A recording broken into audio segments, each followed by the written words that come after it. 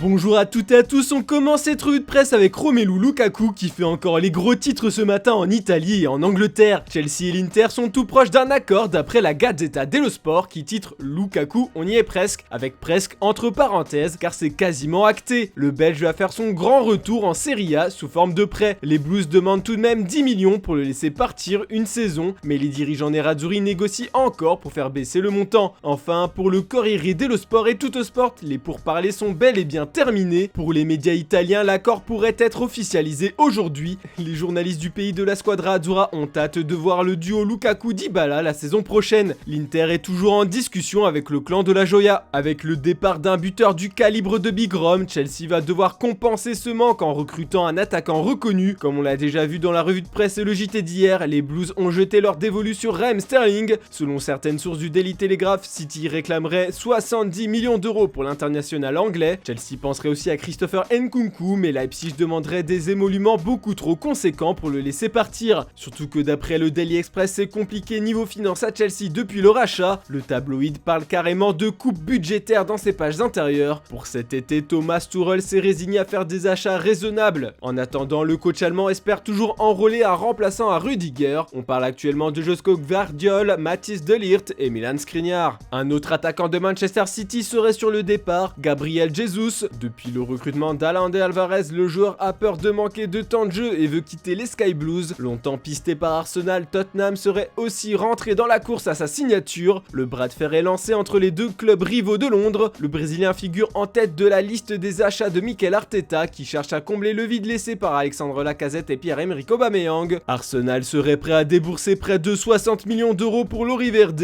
mais comme on peut le lire dans le Daily Star qui se demande ce que va faire Jesus, Antonio Conte et les Spurs vont tenter de prendre le dessus dans ces négociations. Tottenham a un argument de choix, une place en Ligue des Champions. Jouer la plus prestigieuse des compétitions en Europe est l'une des priorités de Jesus. Affaire à suivre. Du côté de Manchester United, l'heure est au pessimisme. Une des priorités du nouveau coach a dit non aux Red Devils selon le Daily Mirror. Jurriën Timber a refusé de quitter l'Ajax après les conseils de Van Raal, ancien coach de Manchester United, proche de la pépite néerlandaise. Le manager a dit au défenseur de 21 ans qu'il risque de ne pas être sélectionné pour la Coupe du Monde de cette année car il ne sera que remplaçant à United. Le duo titulaire sera Maguire-Varane. Enfin, ce n'est pas la seule info qui a fait sauter de leur siège les fans de MU. Des supporters ont diffusé une vidéo du directeur général du club, Richard Arnold, dans un pub. On l'entend qualifier la récente saison de catastrophique, qu'il devait être plus discipliné sur le marché des transferts. Même s'il dézingue par moments le club et un peu les supporters, ces derniers ont apprécié son honnêteté. On file en Espagne et plus précisément en Catalogne. Mundo Deportivo fait état de l'affaire Frenkie de Jong à Barcelone. Il a les clés de son avenir en main pour le journal, car on va reparler encore de la petite vidéo des supporters de MU. Richard Arnold a admis que les Red Devils font tout ce qu'ils peuvent pour De Jong. Le club catalan serait prêt à le laisser partir pour 80 voire 100 millions d'euros. Les Anglais ont fait de l'international orange leur principale cible de l'été. Le joueur, lui, ne serait pas contre rejoindre Eric Ten Hag qui le fera jouer titulaire, alors que sa place sur le terrain n'est pas à 100% assurée avec le Barça. Mais De Jong est attaché au club catalan, surtout que les culés ont maintenant les moyens de le garder. En parlant du Barça, le club de Xavi a de grosses inquiétudes concernant Ansu Fati. D'après Sport, Ansu est loin d'être revenu à son meilleur niveau après sa dernière blessure. Ce sont les médecins barcelonais qui ont tiré la sonnette d'alarme. Les Barcelonais espèrent que le crack va profiter de ses vacances pour se remettre en forme et retrouver un niveau physique qui lui permet de jouer avec ses qualités, l'explosivité et la technique.